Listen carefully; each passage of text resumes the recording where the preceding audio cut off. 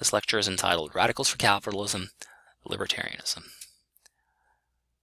So in the 1930s and 1940s, socialism definitely seemed to many intellectuals to represent the wave of the future. In particular, the idea was that economic scarcity could be mitigated or even eliminated through rational and benevolent planning of the economy and society. But at the same time as these ideas began to gain currency, a counter-movement also began to arise, mainly in the United States, that was unapologetic about defending the free market and individual liberty. Libertarians blamed the Great Depression, the intensity of business cycles, and great concentrations of wealth not on capitalism, but on government protection of business and banking.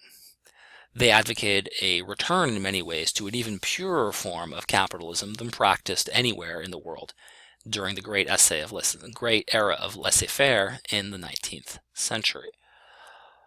Early exponents of libertarianism included Nobel laureate economists Milton Friedman and Friedrich Hayek, Austrian economist Ludwig von Mises, newspaper columnist H.L. Mencken, and novelists Rose Wilder Lane, and more famously perhaps Ayn Rand. Libertarianism is generally committed to a small state, limited to protecting individuals from force and fraud. The expanded role for the state advocated by communists and fascists seemed dangerous to libertarians, particularly in the context of the 1930s and 1940s. Democracy, on the other hand, and other forms of popular control over government are either ineffective at protecting individuals or threatening to individual rights. Free and competitive markets for libertarians represents the best bet for decentralizing economic and political power as well as spurring economic prosperity. Now, from the beginning, a split appeared between libertarian philosophers who defended individual rights on natural rights ground, following in the footsteps of Enlightenment thinkers like Locke or Kant, and libertarian economists who argued that unfettered markets and individual liberty were society's best bet for economic advancement. The most famous of the economists were probably Milton Friedman and Hayek, already mentioned, as well as Mises student Murray Rothbard. The most famous of the philosophers remains probably Harvard philosopher Robert Nozick. Now, the basic tenets of libertarianism, regardless of its foundations, can be summed up as followed. Individuals in some sense own themselves, or at the very least, other people do not own them. They have expansive rights of personal liberty over their bodies and what may be done to them. Certainly nothing may be done to an individual without his or her consent. They also have expansive rights of ownerships in things. So in addition to owning their own bodies, they come to own things in the world without reference to the state. 3, what it means to have a right for a libertarian is basically to have a choice. And what that means is that choices about rights can also be made by individuals, and that is called alienability. So we can alienate our rights by waiving them or transferring them to other people through voluntary agreement or contract. 4th, libertarians reject aggression as a means of social change. All interactions should be done voluntarily, or at least should be done without reference to threats of force or fraud. And 5th, libertarians endorse a government just large enough to defend these rights enumerated in 1 through 4. Now, libertarianism on the surface shares a lot in common with the individualism of liberals like John Stuart Mill or John Locke. For example, the state exists to advance the interests or rights of individuals, not communities, states, nations, or races. The freedom to exercise a wide array of personal liberties is essential to a proper picture of human existence, so individuals ought to be free. And finally, governments derive their powers from the people. What individuals may not justly do, governments may not justly do either. In all these respects, libertarianism seems somewhat similar to liberalism. But libertarians tend to go further than Locke and Mill. In particular, they go further in denying that the community may, for any reason, encroach on the autonomy of individual decision-making, even when such decision-making might well be harmful to the individual. Many liberals find ways to reconcile a commitment to individual rights with many reasonable restrictions on speech, the right to bear arms, the right to do drugs, raise children as they see fit, and all manner of rules and regulations to protect the health, safety, and morals of the community. Libertarians generally deny that any such restrictions are reasonable or justified. On the other hand, libertarianism also shares something with conservatism.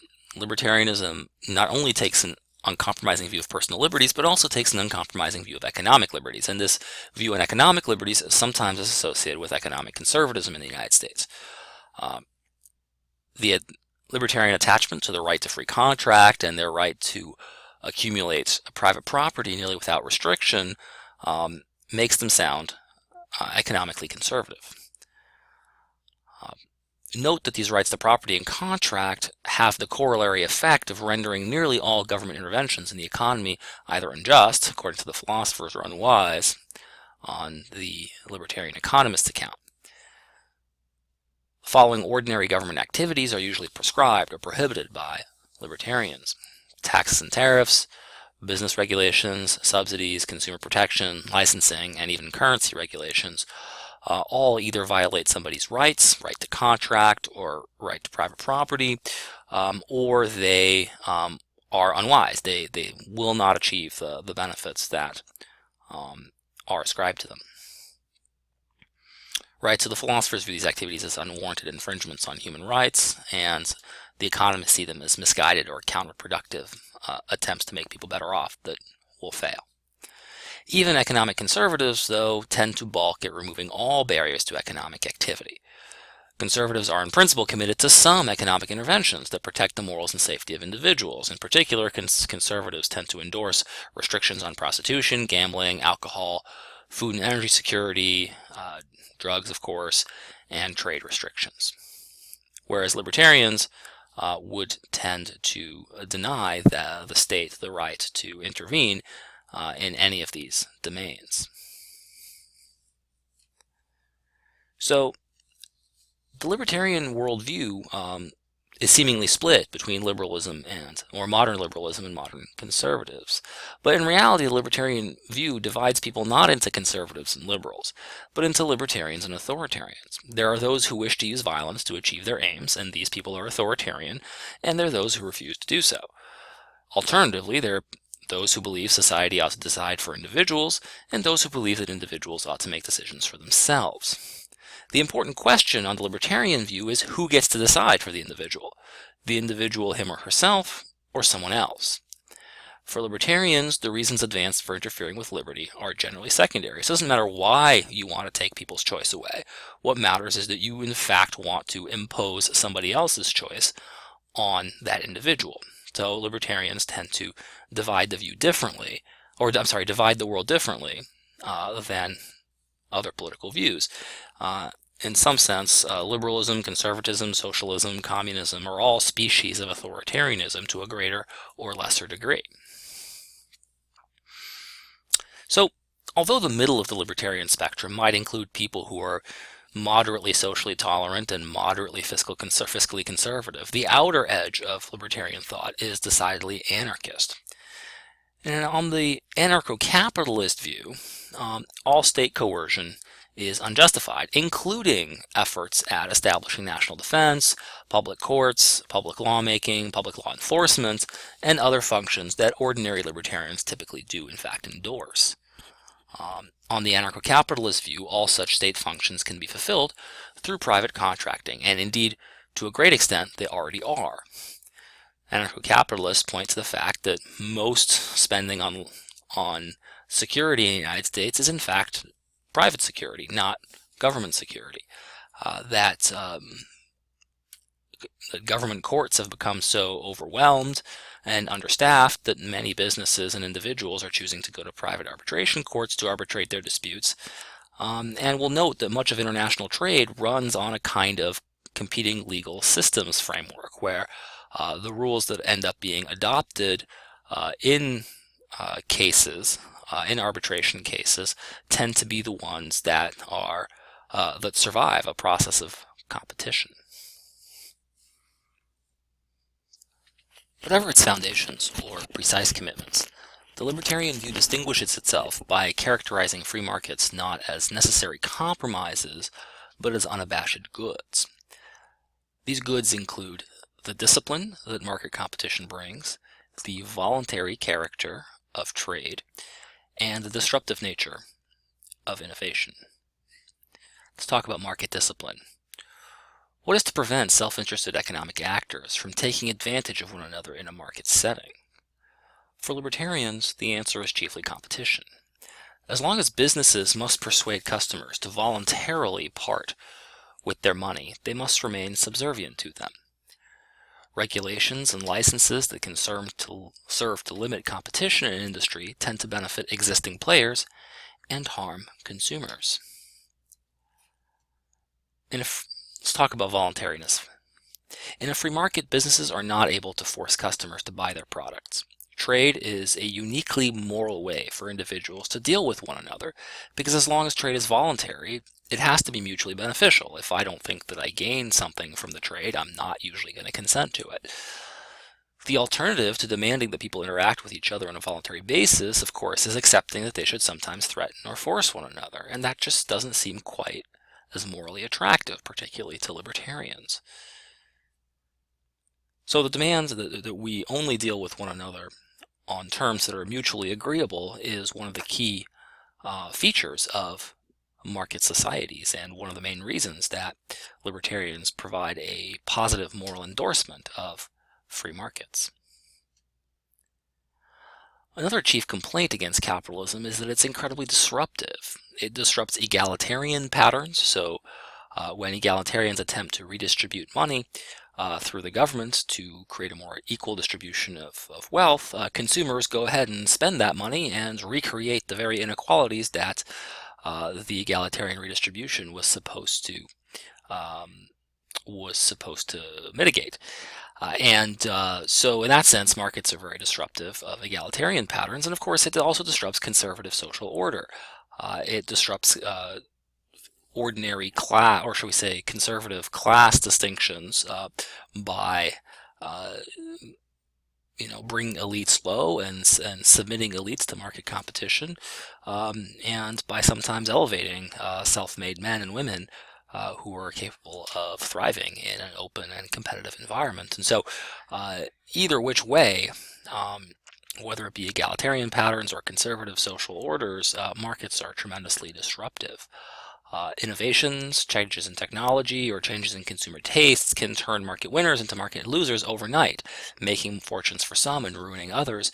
And of course, this insecurity is a necessary and an integral feature of any market society.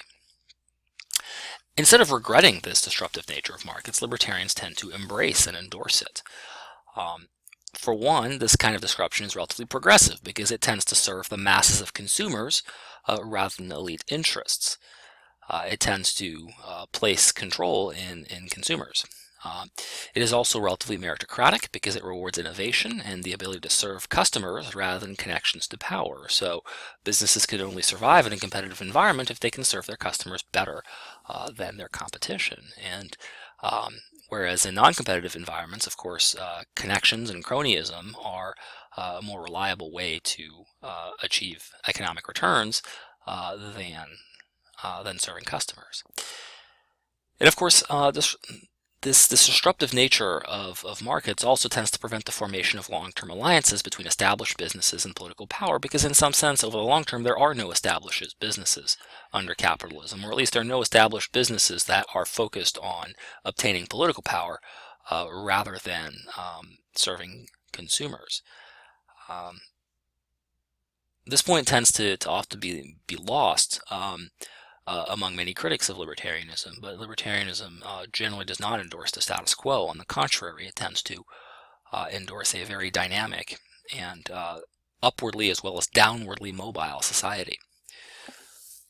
Now, libertarianism comes under fire for a number of reasons, and I think it's important that we look at some of these serious criticisms and see how libertarians have attempted, if not always satisfactorily, to respond to them. One sort of criticism is that libertarianism is perceived as heartless and insensitive to the fates of those who cannot contribute very much to market societies. Think, for instance, in this example of the deeply disabled, for example. It is also accused of turning everything into a commodity. Things that should not be bought and sold in a libertarian world would be available on the open market. It is also accused of permitting racism, sexism, and all matter of private discrimination. So while libertarian governments would not discriminate in the market, presumably consumers and producers would be allowed to deal with whomever they want on whatever terms they want to deal with. And that, of course, is the essence of libertarianism, and yet it also seems to permit a whole lot of discrimination on the basis of characteristics that are arbitrary from a moral point of view. And finally, libertarianism is often adjudged to be incapable of producing obvious public goods without violating natural rights. So it just seems that voluntariness is not enough to produce certain kinds of goods that nonetheless everybody wants. Let's talk about each of these in turn. Let's talk about libertarianism and poverty. Libertarianism denies all but a limited number of non-consensual transactions. Without a welfare state, without a minimum wage, or compulsory assistance of any kind, how will the poor or the disabled survive, let alone live decent lives? Now, libertarian answers to this challenge vary. One sort of response is to highlight the failures of compulsory assistance. Real-world welfare systems simply don't prevent people from living on the streets, either in Sweden or in the United States. Real-world welfare systems have people fall through the cracks on a routine basis. So maybe the bar for voluntary assistance is actually not that high. Social guarantees might be counterproductive rather than enabling in some cases. And so libertarians would respond by trying to say, well, what matters is the relative performance of markets and states, and it turns out that real-world states just aren't that good, or aren't as good as they're cracked up to be. A second sort of answer, or perhaps a related one, is to note that the ability to survive and thrive depends on a productive economy. So there are no resources to distribute if they're not first produced, and to the extent that the government gets in the way of innovation and competition, it both tends to raise the cost of living for individuals at the same time as it decreases the ability of people to find work. Both of these, this is kind of a double whammy that puts people into poverty, and it's not surprising, therefore, that the state should offer a welfare state to compensate for the disabilities that it itself imposes on individuals seeking to find work and individuals seeking to eke out a living. A third response might be to blame government for the private sector's inability to remedy the problem. It's not really a surprise that charities are ineffective if government takes resources and responsibilities away from individuals and communities that might otherwise be willing to shoulder the burden. So if you had 40% more income, maybe you'd be quite generous with that extra income. Now, it's also possible that maybe you would just simply, buy more video games and spend your money on more frivolous things, but libertarians point out the fact that it's harder to be generous when much of your income is being taken away, particularly if it's being taken away, at least in theory, to be handed to the people that you would otherwise want to help. Right? So Charles Murray once described a dialogue between a hypothetical individual and the government, where the individual said to the government, "What happens if I don't take care of the problem?" And the government says, "Well, if you don't take care of it, I will." So the individual says, "Okay, you take care of it." Right? This sort of highlights the fact that individuals only take responsibility when they see a need to take responsibility. And of course, if the government promises to take responsibility, then individuals can feel free to offload that burden on somebody else. Let's talk about commodification. In many cultures, including our own, some things are thought inappropriate to buy and sell on the open market. Things like sex, drugs, organ transplants, votes, natural wonders. Can you imagine if someone told you that we were selling the Grand Canyon to Coke or to Disney? Libertarians, critics say, would make all such sales legal and thus tacitly endorse them, and that's a big problem. Now, libertarians are usually pretty unapologetic on these issues. It's just simply not up to the community to decide what can be bought and sold, but up to individuals to decide whether or not they want to buy and sell things. If individuals truly want to sell their kidneys, prostitute their bodies for money, or consume massive quantities of hallucinogens, that's just not anybody's business but theirs. Now, there's one possible workaround, is that libertarians don't object to voluntary alienation of one's rights. So we can imagine a situation where a private developer develops a community or a village or something, and makes the purchase of a condo in that development subject to restrictions. No drugs on the premises, no organ sales, no vote trading, whatever, what have you. So as long as the person resides there, then that person will be contractually obligated to refrain from engaging in these sorts of objectionable transactions. And so it might be the case that people can, in fact, find ways to prohibit these transactions if these kinds of private developments are ubiquitous. However, for the libertarian, it's quite clear that until someone has consented to giving up their rights, they retain them. And so it's just simply not up to anyone else to dictate the use of a person's body. What about discrimination? One way libertarianism generally distances itself from the political left is on questions of racial and sex discrimination in the marketplace. For libertarians, individuals themselves are free to decide who to associate with in business. And in a racist or sexist society that also happens to allow people to be racist and sexist, well, this will impose great disadvantages on some categories of people who won't get hired, who won't be served, and who will otherwise be treated poorly by people who have resources. One possible answer, and you'll notice a running theme here, is to note that legally prohibiting discrimination doesn't do a whole lot in prejudiced societies anyway, since the people who are enforcing, adjudicating, and in many cases not obeying the law are likely as anyone else to be subject to the prevailing prejudice. So legally outlawing things is only meaningful if there is in fact a legal recourse and people actually tend to obey and enforce the law. But as we've seen in the United States, having laws against discrimination does not prevent discrimination, not by a long shot. A second answer is to note that racism in a competitive marketplace is usually a big disadvantage for the racist employer or business.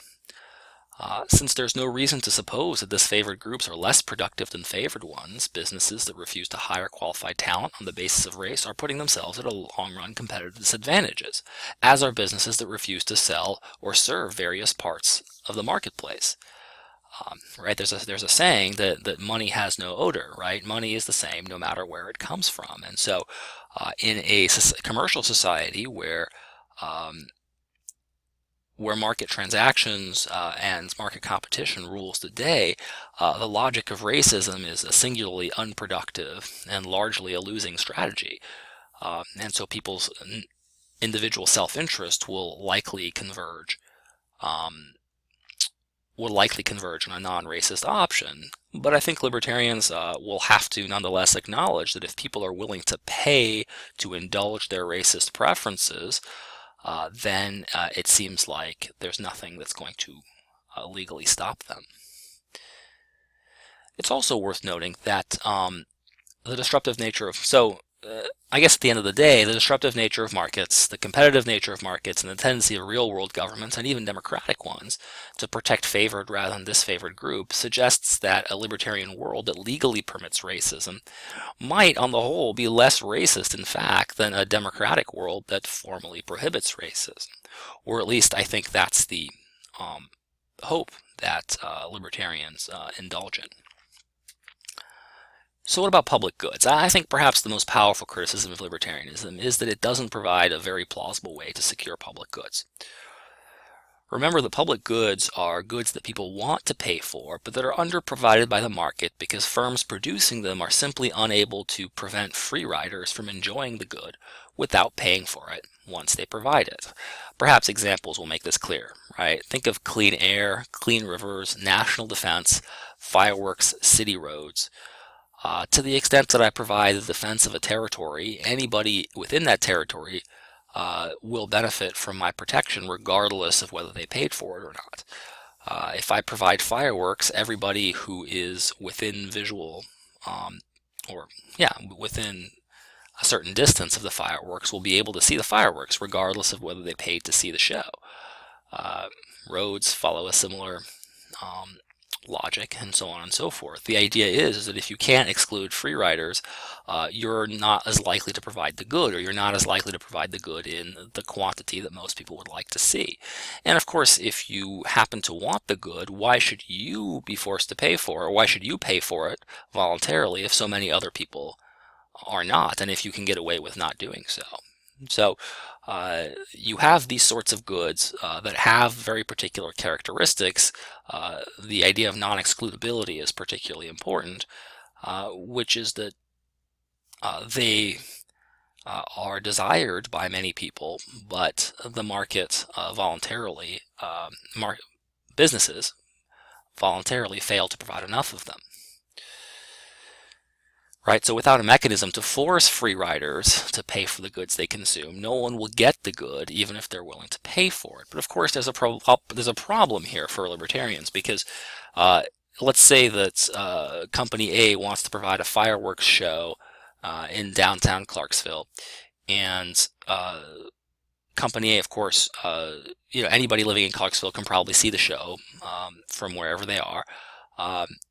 And this company decides to, or we say that the company is allowed to force people who watch the show or who are capable of watching the show, to pay for it, which means that if you didn't want the show, if you didn't want fireworks because you think they're noisy and boring, like I do, for example, if you didn't want to watch the fireworks show, but you happen to be in the area, you're going to be forced to pay for something you didn't want.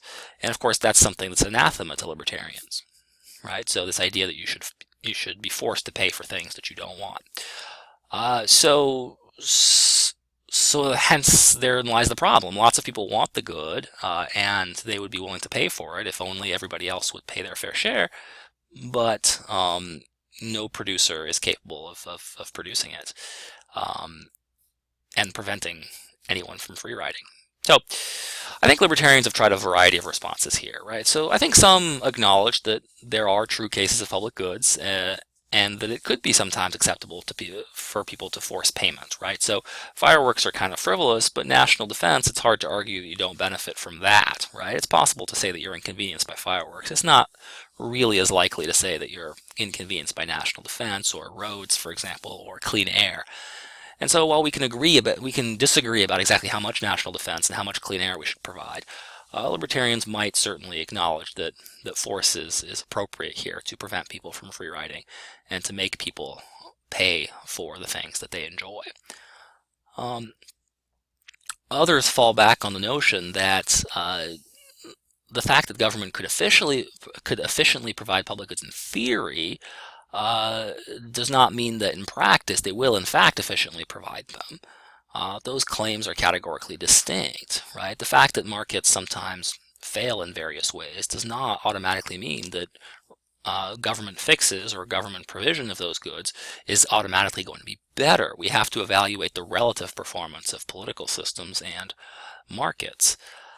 So the libertarian might be able to respond and say, well, it's true that, and sad that we can't get public goods, but it's not going to be the case that we should place a whole lot of faith in the ability of governments, even relatively well-functioning governments, to fix the problem.